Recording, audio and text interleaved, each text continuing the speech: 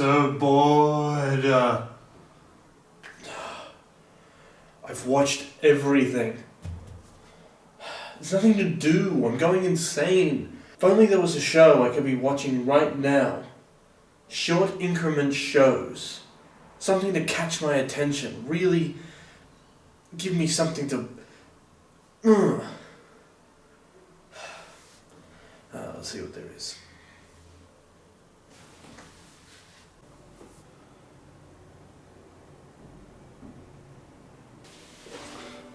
I know what I'm going to talk about today.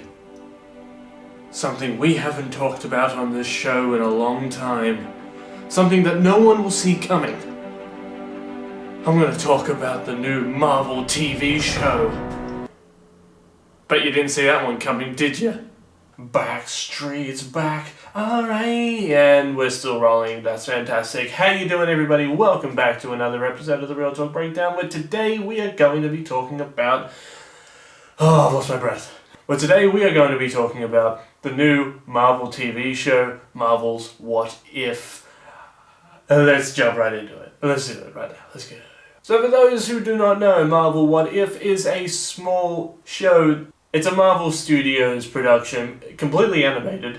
Looks fantastic. It is fantastic. And we're going to be talking about the first 3 episodes that have come out because I dropped the ball and didn't do an episodic breakdown of the first 3. So, okay, so for the people who haven't seen any of the What If and they're just waiting until it all comes out and then they can binge it all, that's totally fine. But I am going to be breaking down each of these episodes that have just happened. So if I miss anything, I'm sorry. But for those people who don't want to watch it yet and who haven't seen it because they want to binge it all, there are spoilers ahead. So if you want to click off, that's your prerogative. That's completely up to you. So episode 1 of Marvel's What If was probably straight out of the gate was probably like it set the tone for this show and really like what we are to expect, and so far I'm liking everything that it's throwing out at us. It is good, wholesome, animated Marvel fun.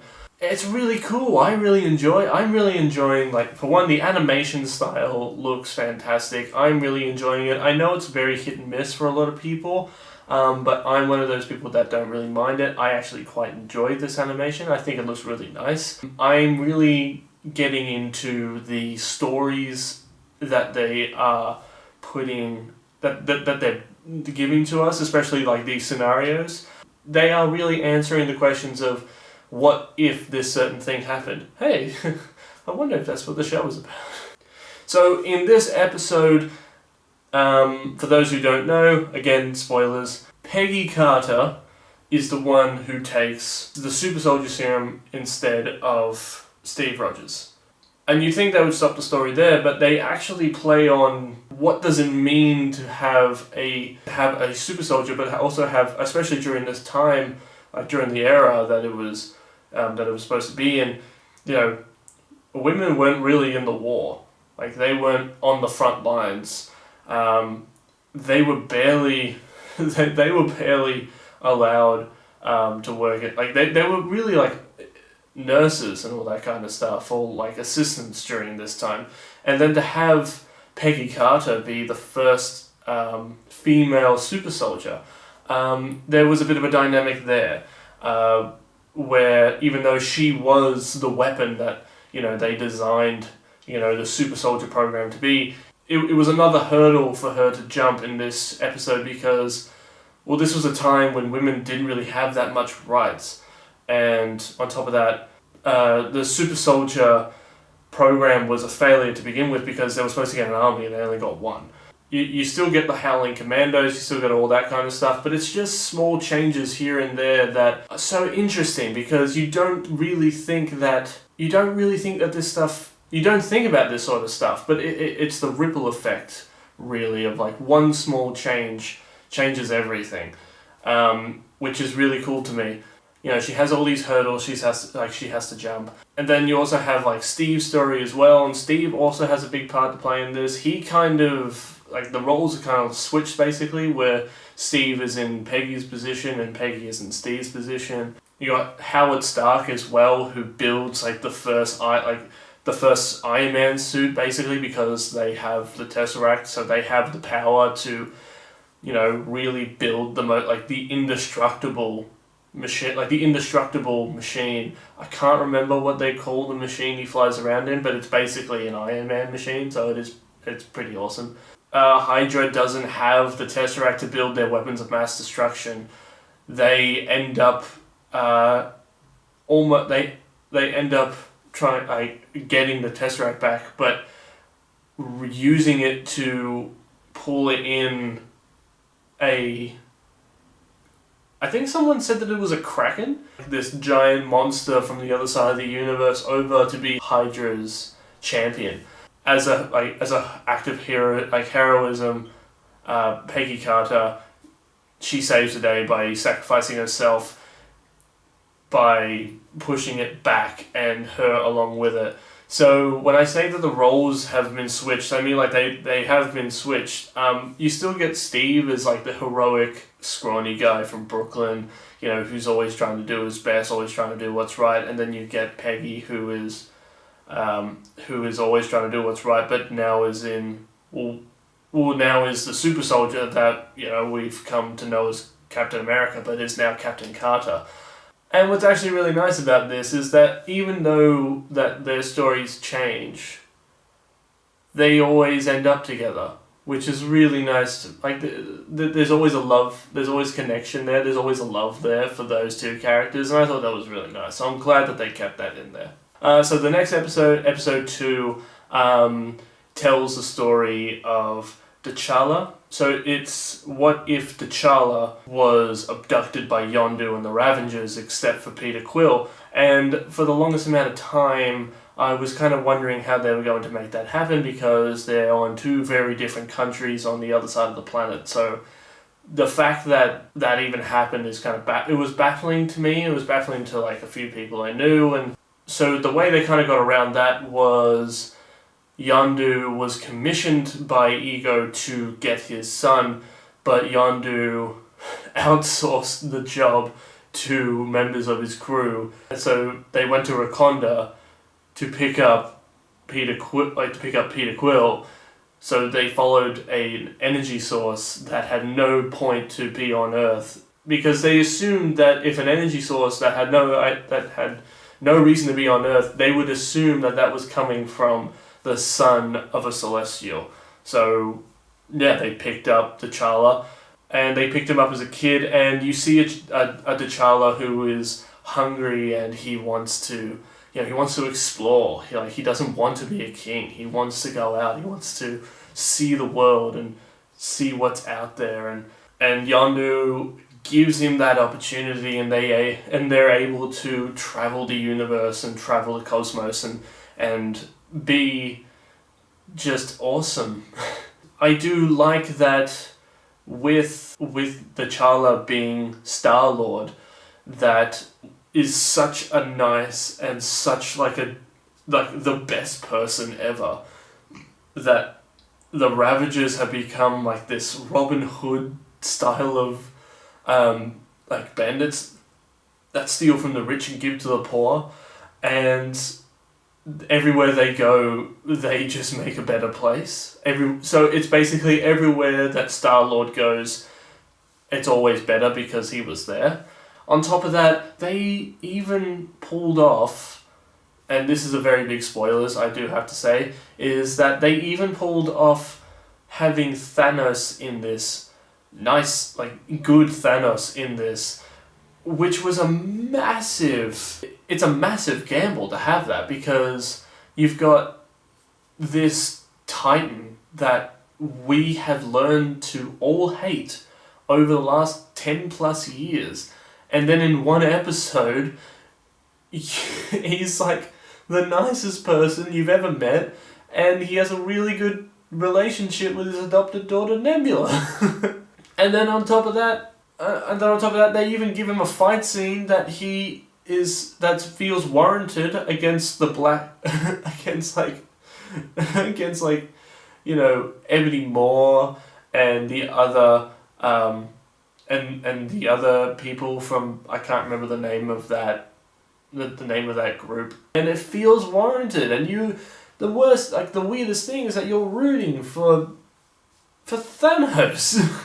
And then on top of that, one of my favorite things about this episode is that Howard the Duck is in it, and I have to show you this. I love Howard the Duck. I love Howard the Duck. Probably more than your average nerd, but just to prove that I actually do. I have the Howard Duck Encyclopedia. I don't want to say, I mean, like, come on. I don't want to say that I'm flexing, but yeah. One of the big things about this episode is that, and one of the other things that I really love about this episode is that, you know, the fact that Chadwick Boseman was such a nice and talented and loving person. Just the fact that he was able to change the mind of a tyrannical dictator douchebag titan. Even he could turn Captain Genocide into like into a character that we love, that we now, you know, like. And it is, I would lie to you if I didn't say that at the end of that episode I shed a tear, because Chadwick Boseman, and I'm not saying this because like for likes or views or anything like that, but you know, Chadwick Boseman was taken too soon, and it is sad. It is sad. It is very sad. So far that episode is probably my favorite episode. But before I get into the last episode, I just want to say, rest in peace, Chadwick Boseman. Yeah. All right. Let's finish this on. So let's try and have a few more laughs. Let's try and end this on a funny one. All right. Let's do this, guys. All right. And the last one. The last episode, or the latest episode that has come out from What If, is What If Earth lost its mightiest heroes? And what do I mean by that? I mean that people are, like, the Avengers are dying. Like, the Avengers are dead. Within the span of I want to say 3 months before the first Avengers movie, in the roundup of, like, getting all of these characters together, someone is hunting down the candidates for the Avengers Initiative. Iron Man gets assassinated, and the blame is put on Natasha Romanoff because they thought that she poisoned him. Thor was murdered by an assassin, to which everyone thought was Hawkeye. Hawkeye suspiciously dies. Bruce Banner, the Incredible Hulk, somehow, like, someone who cannot die, dies, and then Black Widow is assassinated as well. I really like this episode because this episode is about murder mystery, you know, because you got to try and find who or what is after the Avengers and who's taking them all down. Like, who's taking down these superheroes that we know and love, and who's taking away the Avengers. And then after all of that, like, you find out that Hank Pym, who very much has gone insane because he's worn the suit too much, and his brain looks fried, and he looks like he's gone insane. So he's gone out on a mission of hate to kill the Avengers. And then because of Thor's death, Loki still comes down to Asgard, but I think he kind of comes down early to avenge his brother's death. Now, because there are no Avengers to stop Loki, he then takes over the planet and ends up ruling Earth but that's the problem. But that's the thing with heroes, is that there's always going to be bad guys, but there's always going to be more heroes to stand up to bad guys. At that point, like, Fury finds Cap in the ice. He calls Captain Marvel early, and yeah, like, It was a really good episode. I thought it was a really bold move to take a different approach to What If, to kind of go that murder mystery route and explore something that we haven't seen Marvel do before. I'm excited to see what the next episode is going to be like, because so far the track record is like 3 for 3. And I know that a lot of people, as these episodes have been coming out, I've been checking Twitter and all this kind of stuff, and I've noticed that a lot of people, have said that this doesn't really make much sense. Like, why would this person do this and all this kind of stuff? But the other thing you got to realize is that, and I'm not saying if you don't enjoy What If, that's fine. Not everyone's going to enjoy it. I really like it. I love it, really. I look forward to sitting down and watching them. But if you don't like them, you don't like them. But you also got to remember that these are animated what if scenarios. So, yeah, like sometimes some stuff may fall through the crack, but you also got to take it with a grain of salt because it's just a bit of fun. I can just imagine the fun the writers at Marvel would be having, sitting in a room, putting, string the corkboard is like, oh, what if this happened and this happened? It's like, yeah, like, why not? Like, why wouldn't that happen? That'd be great. Guys, that's everything I have to say on the Marvel What If. I hope you enjoyed this video. I hope you're enjoying What If, because I surely am. If you liked what you've seen on the breakdown, if you think I've missed anything, if you like what you've heard, please be sure to like, share, and subscribe. Be sure to comment. If you want to see me break down anything else, if you want to see me review, if you want to see me do reviews or anything like that, please let me know. Until then, guys, keep it real, stay sexy, and I'll see you on the next one. Bye.